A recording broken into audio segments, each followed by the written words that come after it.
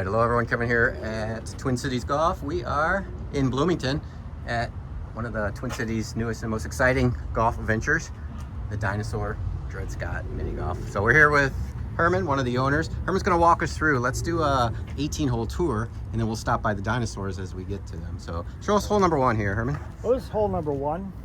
Pretty straightforward. It's got some ovulation, but not bad.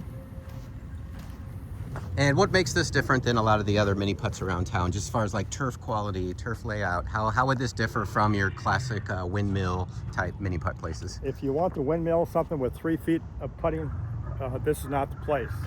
This course has highest grade sod or greens, plus it's 25% longer than the average putt golf course. All right, we got some photo opportunities. Now this head, do we understand like this isn't even the actual size of a real Tyrannosaurus Rex? This is 3/4 the size of the actual head of a T-Rex dinosaur. Those teeth would normally be 12 inches long, and 8 inches of that would be in the jaw. All right, 12,000 pounds of biting force. Well, let's have you animal in the world. Let's have you stand by it for perspective here. All right. All right, so it was actually bigger than that. All right, on to hole number two. Say we make our par, we move on. All right. Hole number two. Hole number two. This is a par two. Par two. Okay. Par three. That's a par three. Okay. To our left, we have the Triceratops. This kids will fight over, and they'll fight to leave. They don't want to leave the golf course once they get to ride these. This one and the one over there.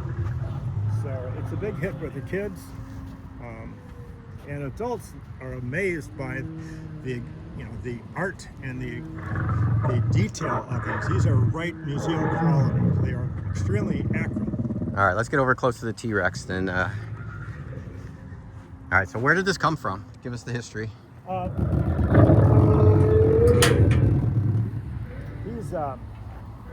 They came from China, and he is typically 40 feet long and 20 feet high. And he's as I mentioned, the most ferocious creature ever to walk the earth. All right, so look real, sound real, move real. We'll talk to you in a minute.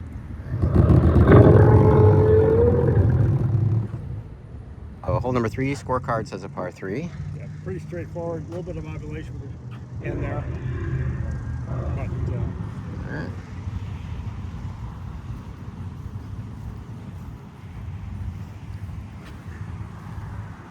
Hole number four, par two. If I could say this, as a golfer, every golfer knows this.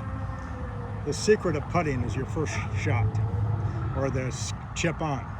So here, if the distance and speed is critical, if you can get it within 3 feet of the hole, statistically you've got like a 90% chance of getting it in your second shot. All right, we got a little bit of a break here. All right, hole number five, par three. Oh, we got a side ramps. All right. This is a challenge. So this hole, you have to get it over the water, and you have to loop it up, but you don't want to hit it too hard or you'll hit the chain. All right, so we got a ramp built in. Okay, hole number six.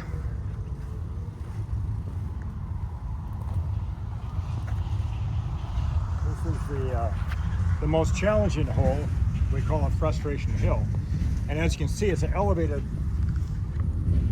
hole, but it has lots of ovulations in many different directions. If you have the skill to get this hole, you can hit any putt.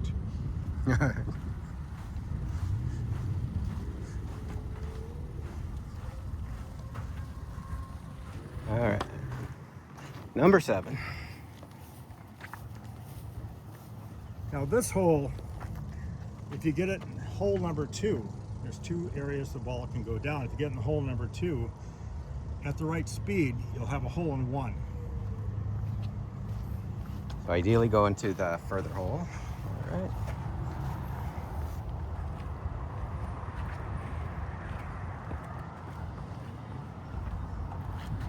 All right, hole number 8. So here we have a little bit of an upward incline and some loops. Once again, your speed control is critical here.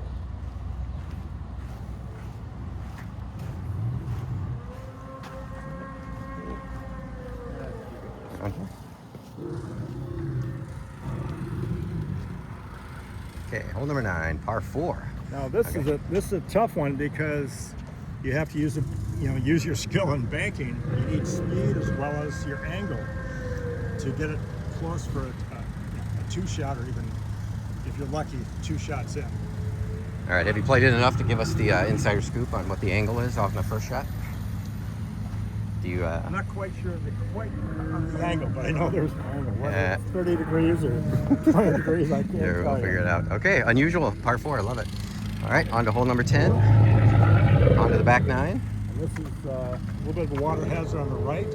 So here you want to get it to the left, but as you can see, it's nearly impossible without the bank. So you want to get it up, bank a little bit, and then kind of bounce it over. All right.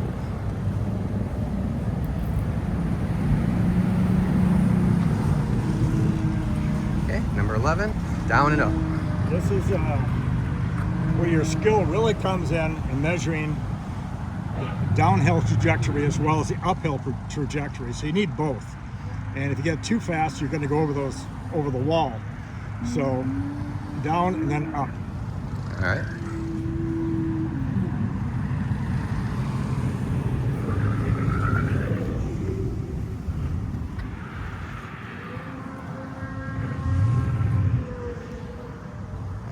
Hole number 12. Okay, now this, of course, will take that you'll hit it off the toe of your club to control your speed. And speed is critical. You just want to barely touch the ball. And ideally, if you hit that rock correctly, hole in one, which I've seen with my nephew last week. All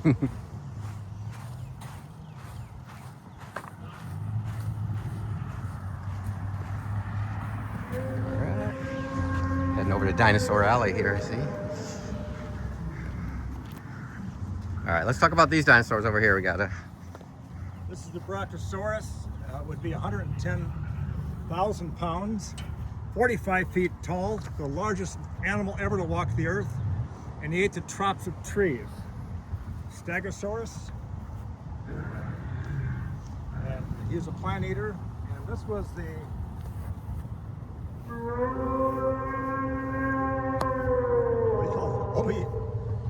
Avalaber. He basically was an eggs thief. Stole the eggs of other dinosaurs. All right. Okay. So let's go 13 here.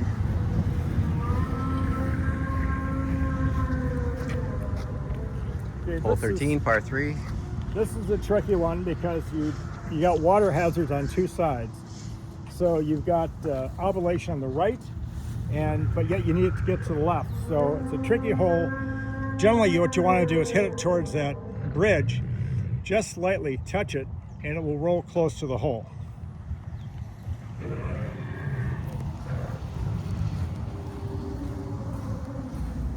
All right.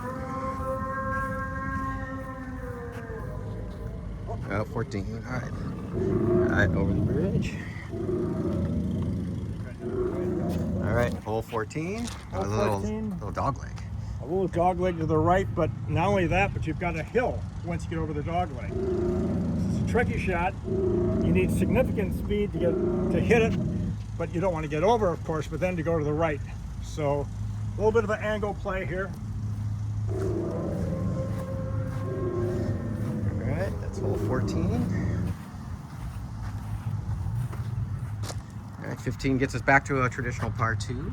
This is a pretty straightforward, downward sloping, a little bit of ovulation, but once again, speed control. Get it close to that hole as possible for a 2-shot in. I got this cover up.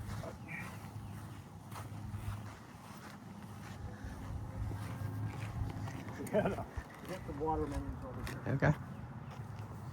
Exacto. All right, hole 16 looks like another par 2. Left to right. All right, now we got the flying ones.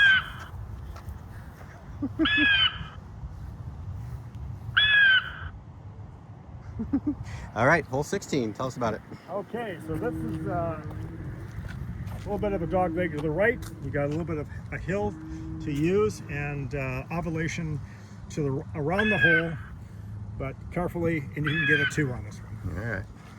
or even a single shot. Hole in one, call that, I guess. I'm kidding. All right, 17, R2. Okay, here you're on the home stretch. A little bit of a ovulation, and as far as the ground going, we've got 3 little loops there, but pretty straightforward. Even if you get it towards the grass, that which would be the fringe, you got a 2 shot, possibly even a hole in one here. All right.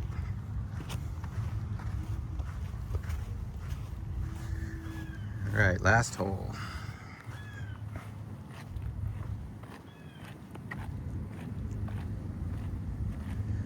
All right, 18, par 2. Here's 18. It's straight up. Slight little ovulation here and there. Ball tends to want to go to the left, but obviously you can get a hole in one here. And if you do, you get a free game. Love it. All right, so when we're done, we're thirsty. Let's walk in and show us the refreshment options. I'll walk around to the front.